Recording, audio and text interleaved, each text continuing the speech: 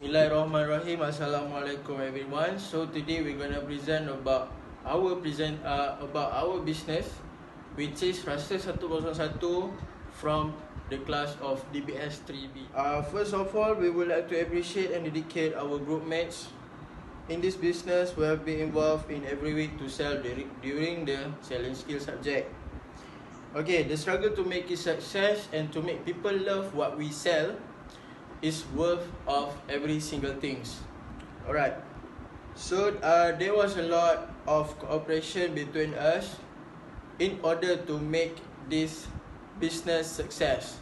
And not to forget our beloved lecturer for selling skills. Thank you to Puan Tuan Nur Aziati binti Tuan Muhammad Kamal, who gave us precious guide and some advices on what we're gonna do for our selling skill subject throughout the whole semester. We appreciate it a lot. Hopefully, we had a wonderful moments between our group mates and our lecturer who have been teaching us in the selling skills for 9 weeks. Business introduction is Rasa 101 is our group name. It all started with the idea that we've been thinking on how to make our business running good. Okay, so we decided to sell a various type of food to our customer every week, so there will be a lot of foods and they can buy the foods with pelbagai rasa. The name of pelbagai rasa is where the idea of the name for our business came from. Okay, so for example, the first week we sell nasi lemak, telur mata and teh tarik.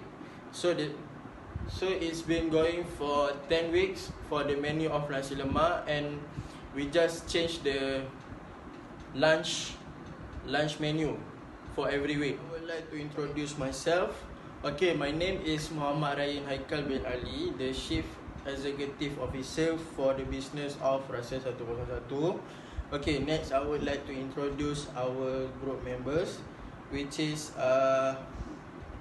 Nur Diana binti Azhar as the operator manager, Nur Iman Fatini binti Muhammad Faizal as the operator as the marketing manager, Nur Suryahani binti Waris as the human resources manager, Mastura binti Abdullah as the finance manager, and also not to forget to our runner, which is Muhammad Adam bin Muhammad Rosni. To the next point, which is standard of procedures in our business. So the first standard of procedures in our business is the member of a group need to make an advertisement about the product that we sell in every week. Okay, the second is all group members must involve in the selling activity. The third SOP is giving the best service to all customers.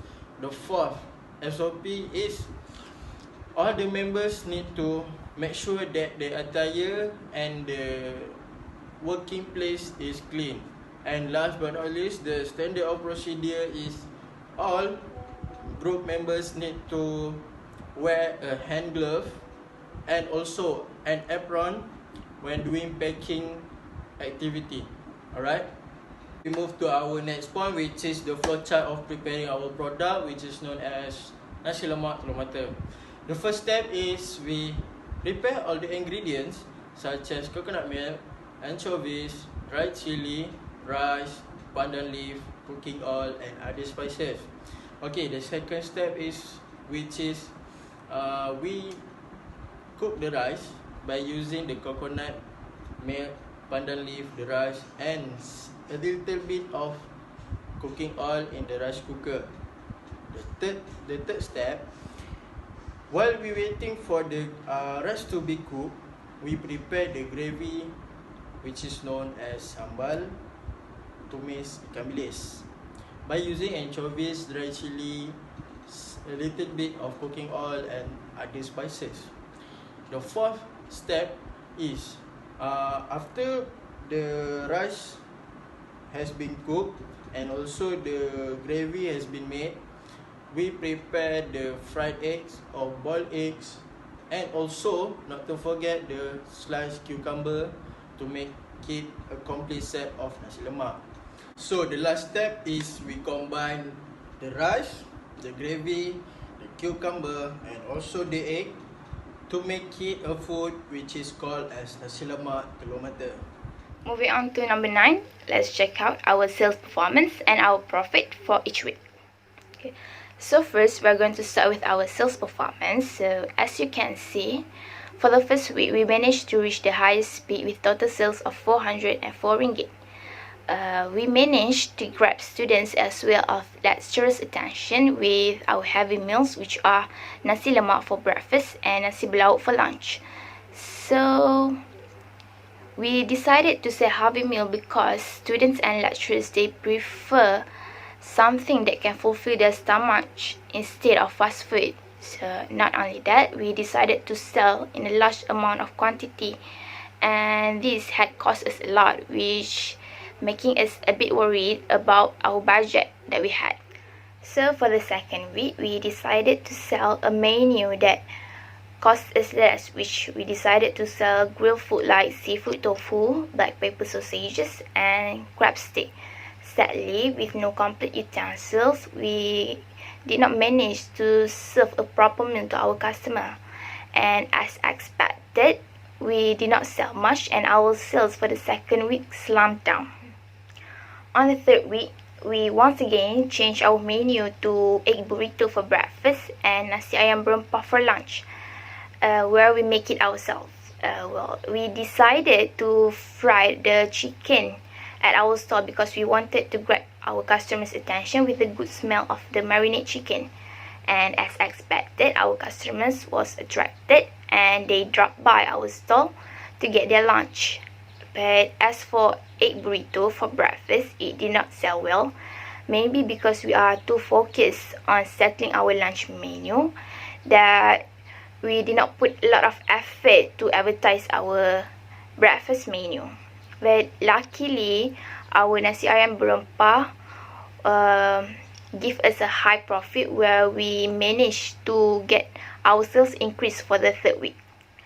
Doing all the works in preparing the menu on the spot is quite tiring, so once again we decided to change our menu to nasi lemak for breakfast, where we get it from a supplier, and a more easier menu to make, which is cheesy chicken wrap. So nasi lemak was sold out for the day, but not for our cheesy chicken wrap. Just as the previous week, we did not promote our cheesy chicken wrap well, and as a result, the profit that we got from selling the nasi lemak cannot cover the loss for the cheesy chicken wrap. And once again, our sales for the fourth week dropped down. We are totally in despair as our sales does not look quite good.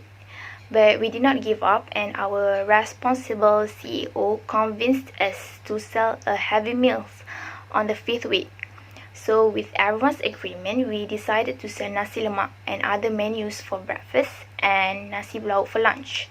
Luckily, our sales for that week rise, and we managed to cover the loss for the previous week. On the sixth week, we decided to sell the same menu for breakfast, which is nasi lemak, and change our lunch menu.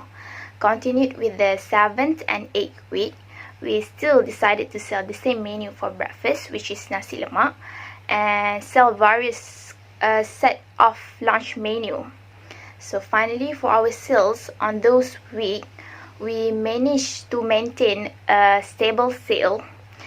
There are ups and downs in our sales performance due to other factors, like at the end of the month, student doesn't have a lot of money, there are lots of class cancelled, and lecturers are busy with meetings. But at least there are no sudden slump down in our sales performance. Well, I've done my part explaining to you about our sales performance, so I would like to explain about 4 P's in marketing, which is product, price, promotion, and place. I'm Nur Suryahani, the marketing manager of Rasa 101. The first of the 4 P's in marketing is product. Tangible goods or intangible services that fulfills the needs or want of consumer. It's imperative that you have a clear grasp exactly before you can successfully market it. In week 1, we have sold nasi lemak with teh tarik for breakfast. For lunch, we have white rice with sambal chicken or curry chicken.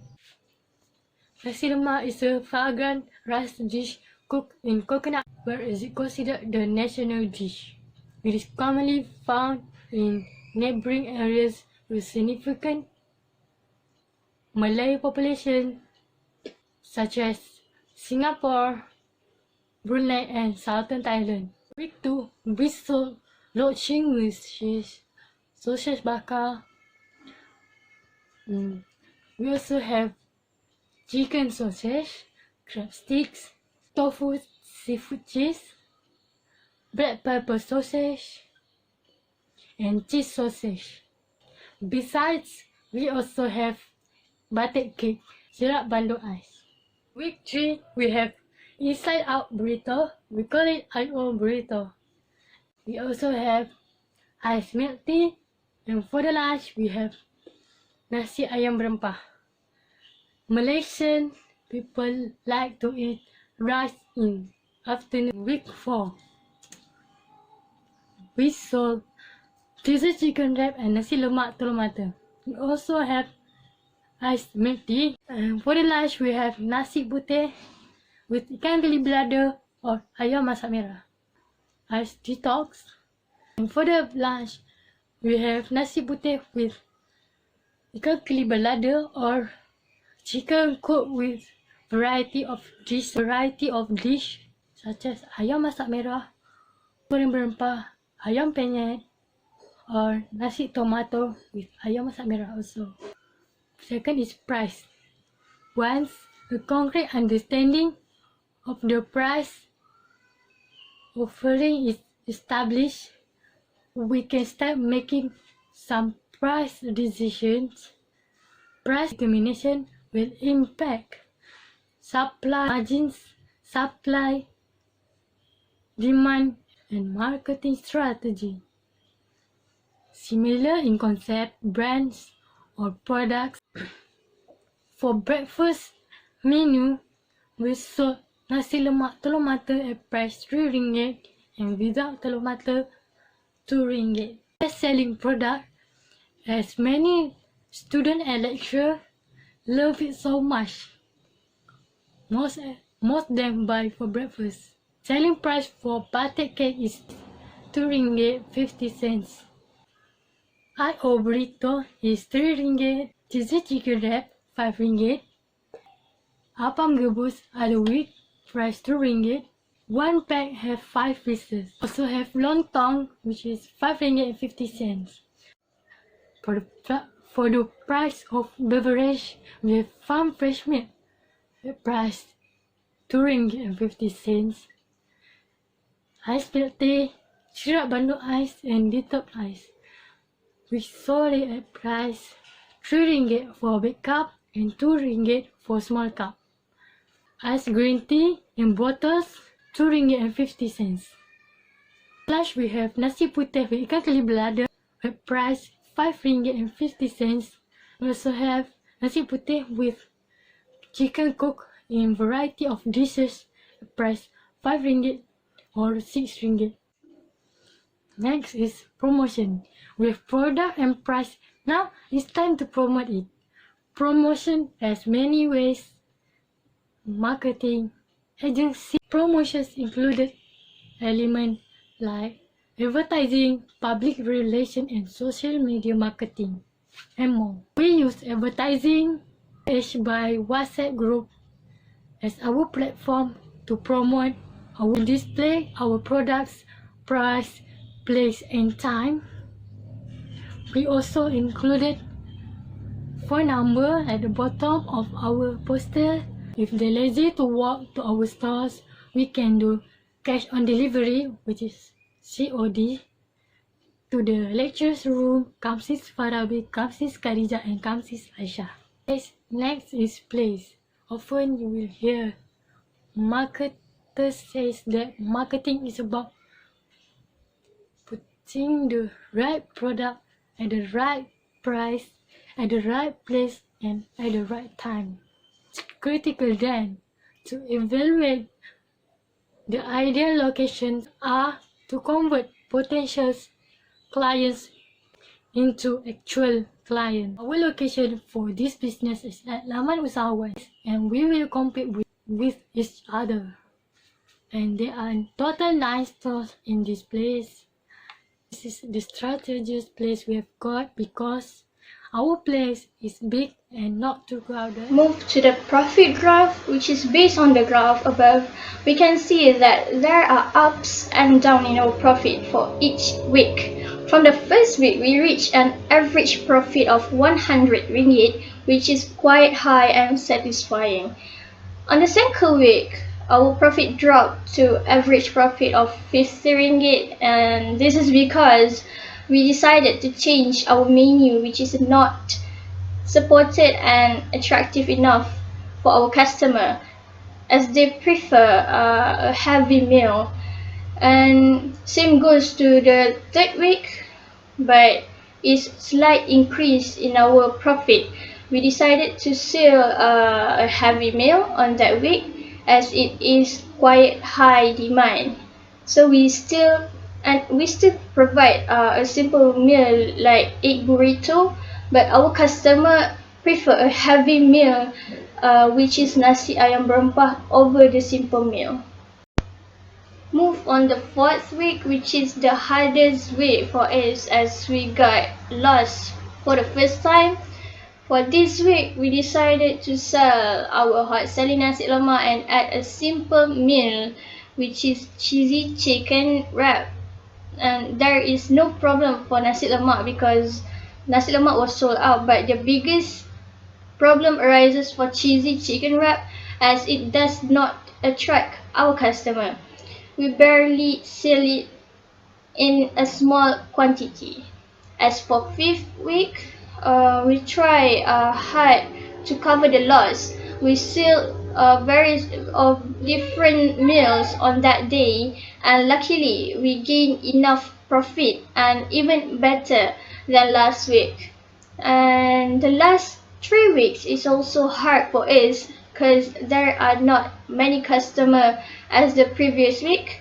Sometimes students prefer to take another path to the class to avoid our stall as well as other stall too. In a nutshell, there are ups and downs in our profit for each week due to various reasons that affect our sales as well as our profit. I am Nurdiana binti Azhar as the Finance Accounting Manager for Rasa 101. As a Finance Accounting Manager, I have to manage and overseeing the daily operations of the accounting department.